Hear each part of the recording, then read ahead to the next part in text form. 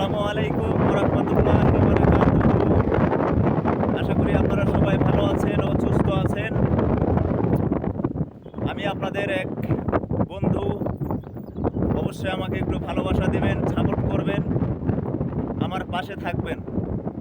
আমি আপনাদের পাশে আছি, চিরজীবন পাশে থাকবো ও ভালোবাসা দিয়ে যাব।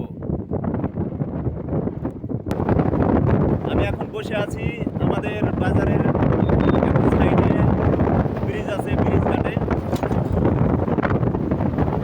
এই যে দেখতে পাচ্ছেন, এই যে নদীটা আমি কিন্তু এই যে ব্রিজের উপরে বসে আছি। অনেক 3 দিন ধরে অনেক ঝড় এবং কারেন্ট নাই, অনেক সমস্যার ভিতরে বসবাস করতেছি।